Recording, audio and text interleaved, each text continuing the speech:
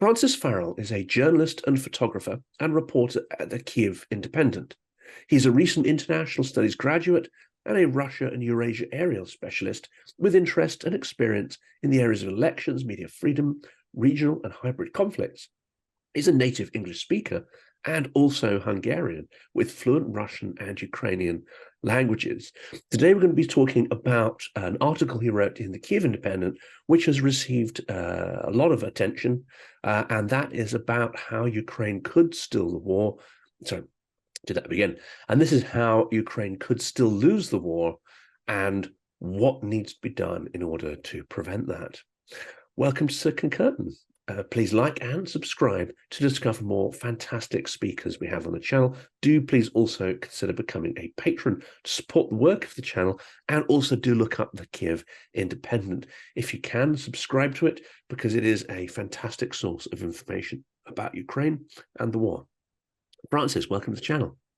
Thanks for having me. Well, I have to ask, first of all, the article. You've written a number of articles for the Kyiv Independent. Why this particular topic now? And it's quite a sensitive topic as well, isn't it? I mean, it must have caused a little bit of, let's say, in certain quarters, a little bit of concern. Mm-hmm. Yeah, thank you. Well, for a few reasons. I think for those people who are following Ukraine closely from outside Ukraine, but especially for those people like us who are following everything that's going on, but we're in Ukraine as well, and the future of our homes depends on this war. You know, there was a very distinct feeling of doom and gloom around the months of late October to November and coming into December. And you know, it was, on one hand, it was kind of clear why this was the case. On the other hand, there was a lot of just general confusion and mixing of emotions and fact, and people not really understanding even why right now that we're feeling this way. So my main aim, I guess, in that respect was to inject some clarity and kind of really break down where we are at this war, at this stage of the war, and why that is, and what that means for the future, because you know the future is in some respects in our hands if we talk about the West, but also about Ukraine, and also depending on Russia's choices. So there's no kind of, we're not fated to go down a certain line, but we need to have a close contact with reality to understand where we are and what we need to do to change where we go forward. And so just to say exactly what those things are, I guess the two probably most important kind of events that brought us to this kind of gloomy phase in the war, I guess, would be as follows. The first is the basic, more or less, culmination of the Ukrainian counteroffensive in the south and the east of Ukraine. You know, we might still hear from official sources, like general staff, that still we're going forward and we're liberating our land, but we have seen for a long time, for perhaps even as long as 2 months, that hasn't been happening anymore on the ground. And that is a big deal, unfortunately. And it was also confirmed by the fact that the Russians immediately took the initiative in early October and began to attack Avdiivka near Donetsk and a few other areas in eastern Ukraine. And so that's a big deal because the counteroffensive was Ukraine's last straightforward, I would say, path towards victory. This assumption that with months of planning, yes, the Russians will have time to prepare themselves, but with our months of planning, saving up a lot of ammunition, receiving a lot of Western armored vehicles, and having these new NATO-trained brigades ready to go, fresh, that is how we're going to break through, pierce through these Russian lines, and really throw everything wide open. And that didn't happen. And unfortunately now it's very hard to see any kind of scenario in the near future where Ukraine could be in such a good position to do it again. It's just objectively the amount of ammunition required, the amount of units required to be at full fighting capability. The Russians having more and more time to dig in, to learn their own lessons from the counteroffensive. So that was one thing. And then the second thing was the fact that, of course, now we have Western aid flows, both from the US and from the European Union in serious strife. We'll see in a few days, I think, perhaps in a few weeks, if the Democrats can get their funding bill through Congress. But we also have headlines from Europe, like in Politico, saying that Viktor Orban, who is, of course, Putin's sympathizer, wants to blow up the EU's Ukraine policy. So, in the best case scenario, the shells will keep moving and keep flowing as they have been, but it's very hard to imagine them increasing. And there is a real threat that they will dry up.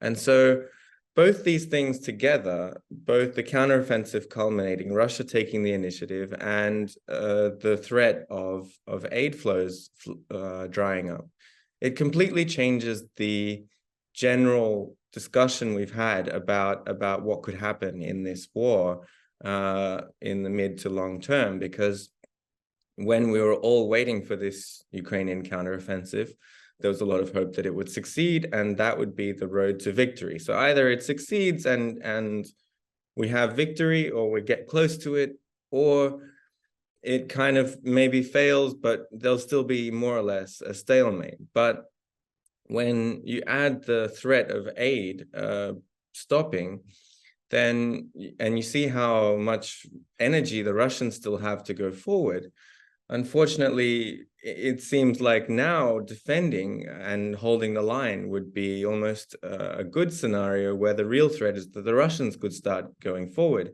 because they're just trying to attrit the Ukrainian military, to degrade it and break it down as much as possible. And although the front line might be quite static at the moment, who knows what could happen in a year's time or in 2 years' time if there's no more Western aid. So I just wanted to kind of raise the alarm a little bit about that, not incite panic, but just remind people that the way Ukraine defended Kyiv and defended its independence against a Russian army which had no idea what it was doing, that's one thing, but it can't be taken for granted and assumed to be the case for the rest of the war, now that the Russian army knows what it's doing, I could say. And this is where I think a lot of material, not yours, of course, but a lot of media material doesn't qualify. It throws around words like victory, etc. Now, of course, Ukraine was able to repulse substantial Russian forces around Kyiv. It was able to take Kherson and Kharkiv. So when we talk about victory, when we talk about Russia going on the offensive, we're probably not talking about a huge war of maneuver, are we? We're talking about little villages and hamlets being taken. We're talking about attriting lines and so on. It seems very unlikely, despite the ammunition problems, that Russia is suddenly going to master, combined arms warfare and all these conscripts that we see with barely any training. It's quite unlikely they're suddenly going to turn into battle-hardened troops. So, in terms of victory, what are we talking here? I mean, it's very different as well, isn't it? The Ukrainian concept of victory is very different from the Russian one. The Russians can sell, taking a couple of little towns at this point and label it a victory. And they can say, yes, we denazified Ukraine, blah, blah, blah. For Ukraine, victory is a far more substantial concept, which, as you say, seems to be unrealistic at this point. Yeah, so you're right that there's no, things on the front line are not in a crisis point right now. In fact, they're quite stable, and we can see that despite the ridiculous amount of resources, men, ammunition, that Russia is throwing into their assault on Avdiivka, which is actually already, before they started, surrounded on 3 sides. You'd think they'd be in a pretty good position there. They're still having very, very little success, very slowly. I mean, they could take Avdiivka over winter, but it's, you know, the losses they've taken have been ridiculous. And General Zaluzhnyi wrote about this. He talked about how maneuver warfare was basically near impossible for both sides at this point, where everyone was so dug in. The importance of drones can't be underestimated here, because it's just very difficult to bring armored vehicles anywhere near the front line when both sides just have such a good system of spotting it kilometers away and immediately finding things to target it with. But again, I'm talking about the long term, because it's a war of attrition, and unfortunately Russia has simply more resources. So, which is why I disagree with the word stalemate. Even if the front line isn't moving, we have, if you look at the figures, at least the Ukrainian figures, you can see that we're looking at some of the most high intensity fighting that we've seen throughout the full-scale war. And so what that means is both sides are just trying everything they can do to degrade the military potential of the other side. And you know, for Ukraine and for Russia, they just have more resources, and unfortunately they've adapted. They have really gotten on top of the drone war. You know, we see their use of Lancet drones further in the rear. We see how they've upped their FPV suicide drone production. I was in Avdiivka, not in the city, but in the area a month ago, and at one of the field hospitals, and one of the doctors was telling me that it's now about 50-50, the wounds that Ukrainian soldiers are suffering. 50% artillery, traditional shrapnel, that's usually the vast majority, and 50% from these FPV suicide drones. So even if you have what looks like a stalemate and what looks like, you know, things not moving in any way, when you have both sides going for a war of attrition at such high intensity over time, and we're talking maybe not even just the winter season, maybe not even just 2024, but even 2025, like that will probably start to noticeably go in somebody's favor. And then that's when other problems could emerge. And of course, there's evidence that Russia is increasing its military budget significantly in next year's budget. It's also increased the conscription draft. So at this point, it doesn't look like they yet want to go to the big cities and just start sort of drafting people randomly, but they have increased the number of people joining the military. In the order of, I think it was 170,000. I'm not 100% sure, but it's a large number. These, of course, will not be trained. It's unlikely they'll have significant training before being thrown onto the front lines. This attrition works both ways, doesn't it, though? Because in order to keep this going for 2 or 3 years, eventually Russia will have to start drafting people from the large cities, which they've avoided doing. It's likely they'll avoid doing that until the election comes up. Now, we're not saying that the election's in any way going to be free or fair, but it does seem that Putin wants to avoid any kind of unpleasantness or demonstrations. He wants it to be a simple coronation without anything getting in the way.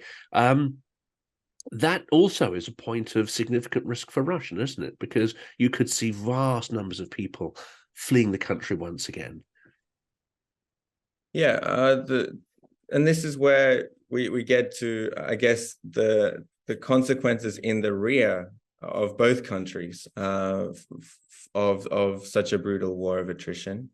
So yeah, let's talk about Russia first. I agree with you that, you know, they have to find more men from somewhere, and I think there's plenty of value in that theory, that Putin knows that he will have to mobilize more people from the cities soon, but he wants to wait for the election just for some internal strange reason. And with time, you know, that pressure will rise. Unfortunately, when people place too much hope in this. My response is usually very simple. When was the last time that anything bottom up coming from inside Putin's Russia made any difference to what he was able to do or not? We can talk about rising dissatisfaction. We can talk about the breakdown of trust in the state and social trust. We can talk about hundreds of thousands, perhaps millions more people trying to flee the country, which is all well and good. But at what point, when we're talking about a man who is completely in control of the country's power vertical and who has only one thing on his mind, which is the war above all else, and he's perfected a system of complete resistance to resilience against any internal resistance. I mean, we saw what happened with Wagner, and we haven't seen any real protest in Russia for so long. So unfortunately for me, the way I look at things, and having lived a bit in Russia and knowing what it's like on that side, I just don't see how any of that can lead to a problem, a real problem, because we see he doesn't have anything to lose and he's quite confident. In comparison to that, you can look at Ukraine, and I would argue that although the rates of attrition are much lower, I would say, in Ukraine, and although there is a culture in Ukraine of actually caring quite a bit for the lives of their soldiers, although that culture isn't necessarily flawless and universally implemented, there is certainly a bigger problem, I would say, in the Ukrainian rear, because first of all, Ukraine has a lot less people, and the economy is in a lot more of a difficult, dependent place.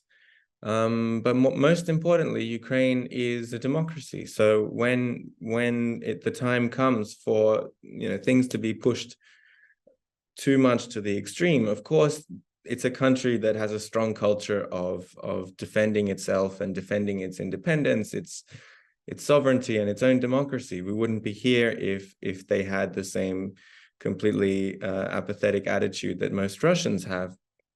But at the same time, when this goes on and on and on, and we see such a high price paid for very little on the front line in terms of liberated territory or something like that, and we see, and we can talk about this later, we see this following year probably being marked by the return of internal politics to Ukraine. I would say these problems are much bigger in Ukraine, actually.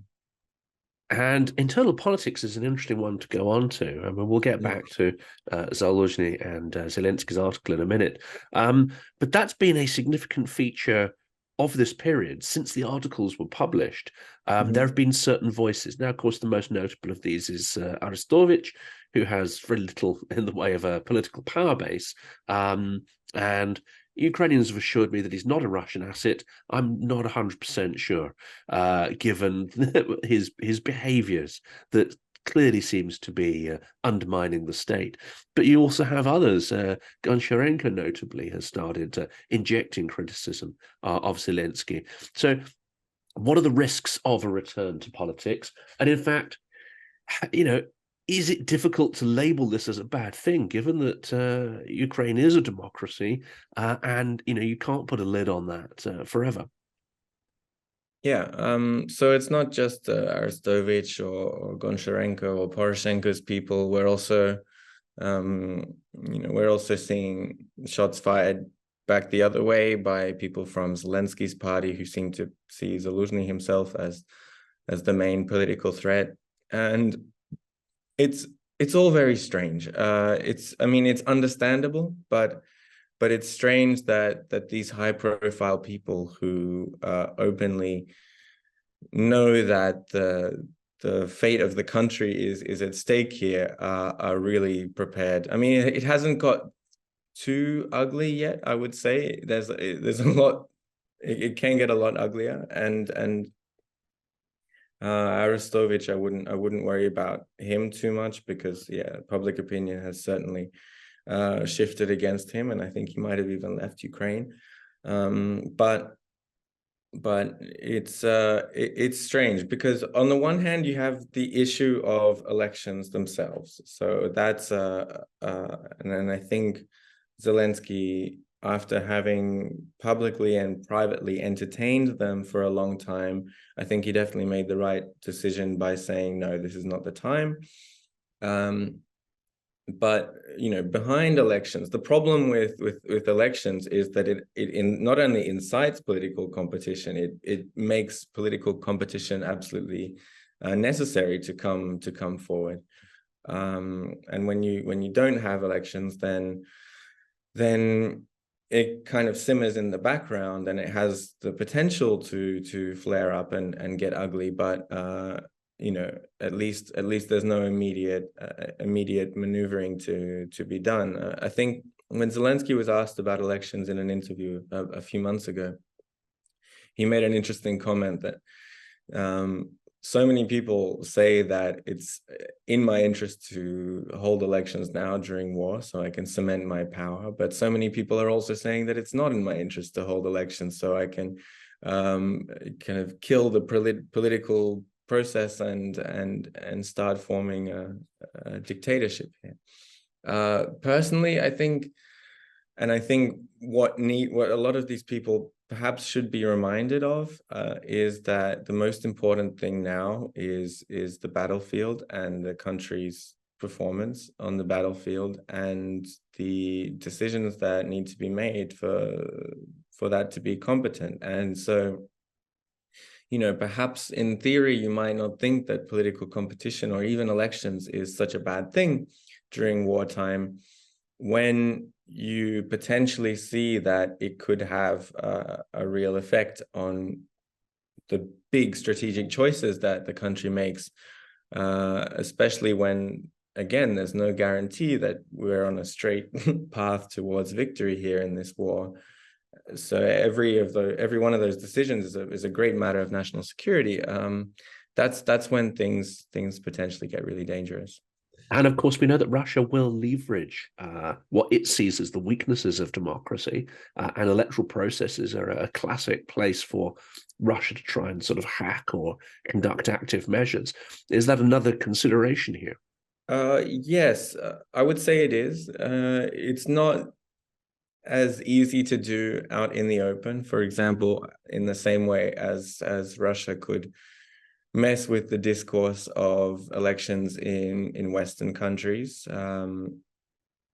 because there is a very strong societal kind of thick protective layer of critical thinking and of awareness of what a so-called Russian disinformation operation is. But obviously the Russians are smarter than to just come out and say, and flood the airwaves with, we need peace, or we need to be friends with the Russians, in their social media farms and so on, in comments. No, they're smarter than that, and they can look for the more subtle, the more divisive moments that really could throw Ukrainians back and forth.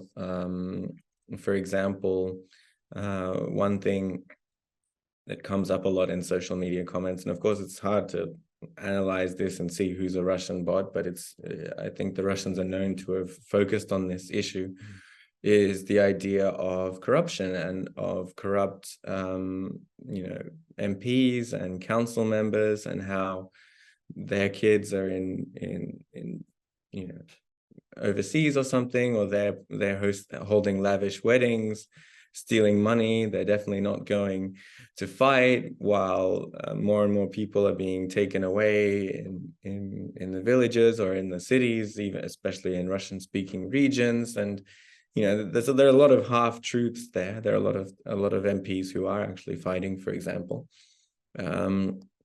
But those are the things, without just coming out with openly pro-Russian messaging, those are the things that can sow little tensions in society. And we know for sure that the Russians are working on that. And you also mentioned earlier the sort of straight fight and the fact that it would require, and this is the essence of Zaluzhny's article, it requires some significant technological advance or innovation, or even some new capabilities that haven't been supplied in order to break the deadlock, which is the word you used. We do see, of course, that Ukraine is very adept at using irregular techniques of warfare. So we've got the extraordinary strikes on the Kerch Bridge. We've got the Black Sea Fleet headquarters, incredibly dramatic and humiliating for Russia. And in this last week, we have the strikes against the BAM, which is an extraordinary or audacious action. I'm bemused as to why this hasn't got more traction in the Western press, because it's an extraordinary achievement, and also it humiliates Russia in front of China, its main partner in continuation of the warfare. Yeah, there's no doubt that that's always been a strength of Ukraine's, the asymmetrical warfare, very intelligent and innovative use of drones, and basically the creation, especially of long range strike capabilities that no one thought Ukraine would even had until they're used. And I guess the kind of partisan attack against the BAM could even be called a very, very long range strike capability, or theoretically speaking. But yeah, and these are all impressive, and these are all things that we can be happy about, and they do have a political, I would say, a very important political effect, because they kind of hit this button reminding Putin of the humiliation and the damage that he can suffer, I guess, to his ego, for as long as he continues this war. I talk a lot about long-range missiles and strike capability on Crimea, because I think that if Ukraine is able to kind of exert full control and get the upper hand over Russian air defenses and basically hit anything they want in Crimea, the bridge, airfields, the fleet, as much as they want. That's one thing that's going to really put pressure on Putin to rethink what he's doing in Ukraine.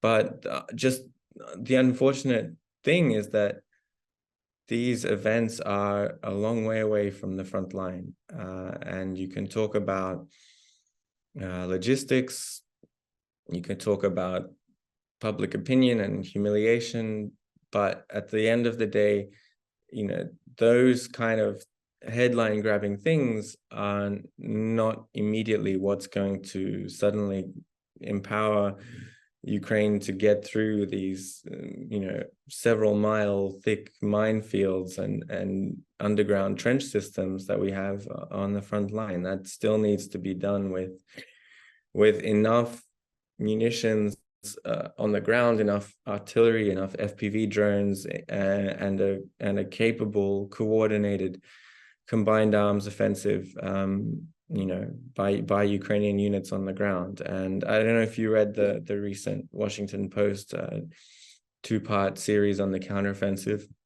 There could be a whole discussion about that, to be honest. It's really, really well done, and it does sum up a unfortunate fact that when it comes to Ukrainian fortunes on the battlefield, success or failure, it's not just a function of Western support.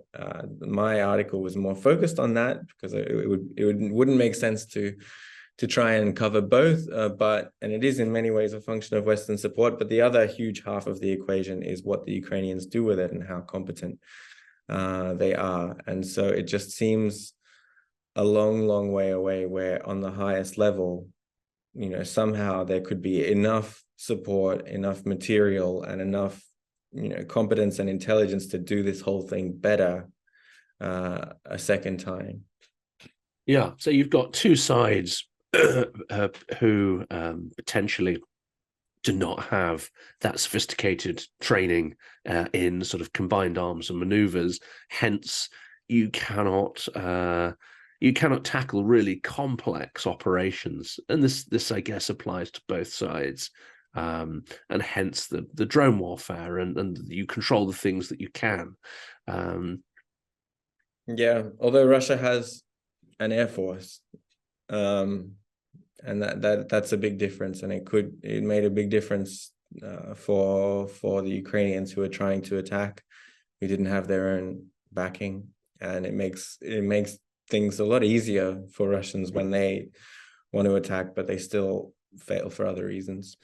Yeah, and the next big topic, or I guess the last big topic, because we've covered some fairly big ones. This is the fear that also has become more vocal in the last couple of months. A realization that actually Washington and potentially Berlin do not want a substantive Ukrainian victory. They do not seem to want Russia to be fully ejected from Ukraine's lands. And to an extent, this isn't just sort of dithering and lack of organization, that there is some kind of strategic purpose to denying Ukraine the munitions and the equipment it needs for that substantial victory. Yeah, this is one of perhaps the trickiest topics to talk about in this whole war, and it's very difficult because you need to move beyond your own initial emotional response, and you need to assess all the facts quite soberly. But yeah, at the end of the day, I think it could be, it is the case, and I think there are a few things that back it up very, very clearly. First of all, I mean, it's worth acknowledging that fear of escalation and fear of nuclear use is not completely unfounded. It's not something that would have likely happened with anything we've seen in the war on its current trajectory. And none of what has happened so far, even receiving Western tanks or Western jets, or Ukraine embarrassing Russia to no end by pushing them out of Kherson, those were all things that could be dealt with because overall the Russian plan for the war remained intact, and Putin still believed that he can take this and he can win. But the scenario, I mean, let's be brutally honest, the scenario in which Ukraine would potentially be on the threshold of delivering a really devastating total defeat to Russia, so potentially breaking through the south and reaching the Azov Sea, and then threatening Crimea, making it very clear to Putin that he's lost this war. His whole special operation, his whole dream of conquest in Ukraine is going out the window, and the Russian military is collapsing on all fronts. That is the one and only scenario in which the use of nuclear weapons could be on the table, I think. But then again, it is Ukraine would be in danger, and Ukraine is ready to take that risk, because the alternative is for the nuclear danger itself to be the reason why you don't go and liberate your lands and free people from occupation.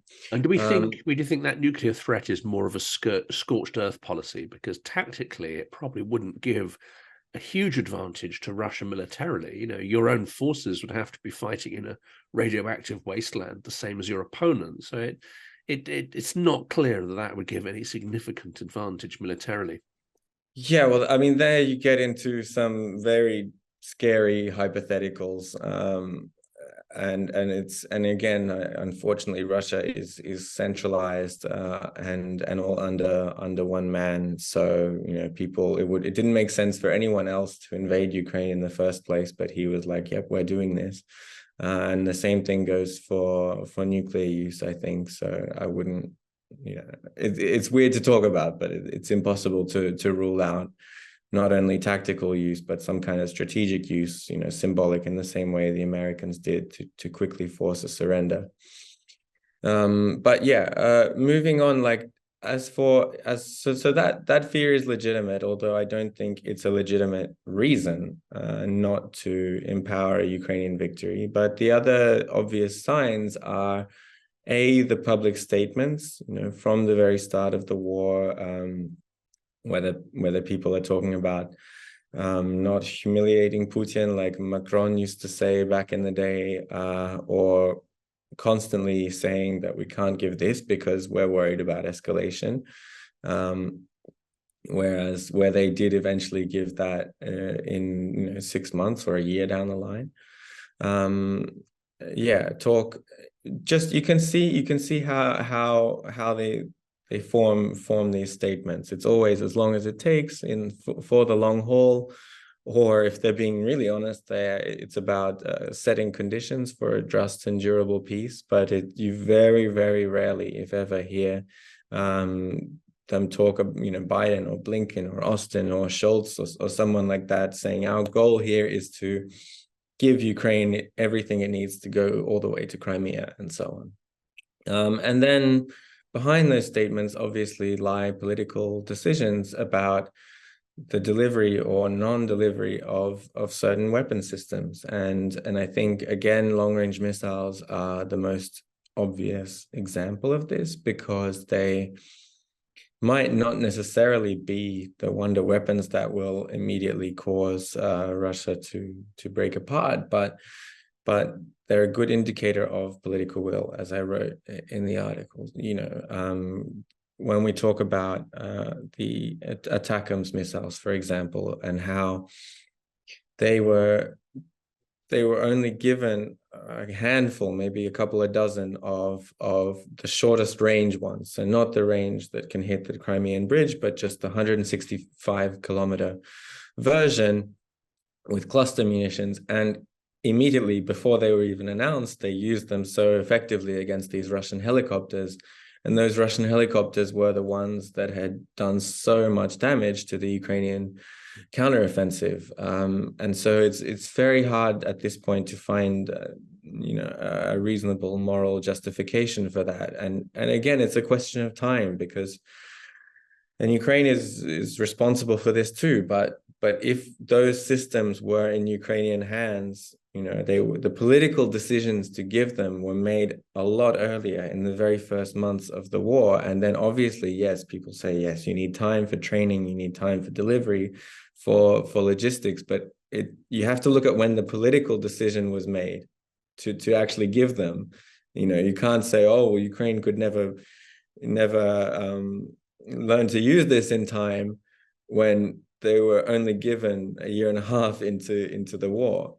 So I think there it's a pretty clear case, and I think history will look probably pretty badly on it's not just dilly-daddling, it's something deeper than that, unfortunately. And the last question here is that strategy almost implies that the war would have to end in some kind of negotiated peace, or, as you said, a sort of stable peace. Looking at Putin, his behavior, his words, I would say, non-conformity to any agreement he's pretty much ever signed, how realistic is the idea of any negotiation? The Russians are also known to negotiate in a particularly unreasonable style. They always go in with maximalist claims, unrealistic sort of demands. They're not a great negotiation partner, are they? No. So yeah, what I'll say about negotiations is that, of course, it is a topic that remains taboo in Ukraine. I mean, a lot of taboo topics in Ukraine are starting to be kind of brought out into the open in the Ukrainian media sphere, but the open talk of negotiations is still, even among media, it's still quite taboo. And that's for good reason, as you said. It's very hard to imagine Russia keeping their word and respecting a piece of paper saying, you won't go further forward. On the other hand, behind that taboo, I've spoken to lots of service members on my trips to the front line, including some higher level commanders who are quite intelligent people who know what's going on. And they talk about the potential for a negotiated ceasefire, maybe even this year, maybe even in the first half of this year. It's not, so I'm saying it's not taboo for them. They're the ones out there in the trenches, and the idea of putting a stop to this is not taboo.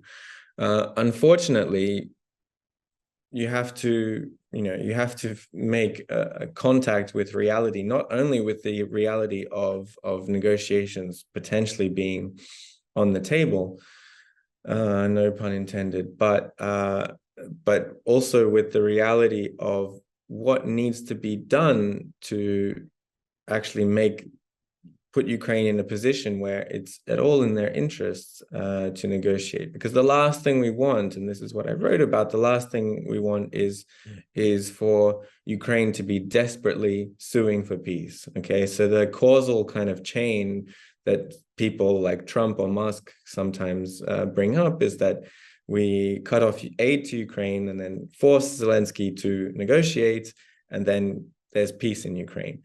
Whereas what they're actually asking for is for Ukraine to start losing the war. And so if Ukraine is in a position where they're desperately forced to negotiate, as you said, Russia will be looking around like, well, everything is going great for us. This is exactly what we want. So if you do want to stop, you'll have to give us all of this. And even that's no guarantee that we won't come back in a couple of years or 5 years and take more. So it's not completely out of the question, but what the real question is about is what needs to be done both within Ukraine, in their strategic command and military and political leadership, and in the West as well, because again, Ukrainian success is a function of Western support, to put the war in a position where it's in Russia's interests to want to stop moving forward and fighting this war, rather than in Ukraine's interests, because it will never be in Ukraine's interests. It will only be the most desperate and tragic turn of events if that is forced to occur. So that's the question. What can be done so that it's Russia who wants to stop? And looking forward, yes, on the Western side, it just means it requires a lot of sustained political support, not just in words, but in actions. And on the Ukrainian side, intelligent decisions also need to be made about how to go about this war in 2024. Well, Francis, that's been absolutely fascinating. We're going to put links to your articles, of course, in the description of this. Thanks so much for sharing your insights with us and your precious time as well. Wonderful. Thank you. Really, really enjoyed the conversation.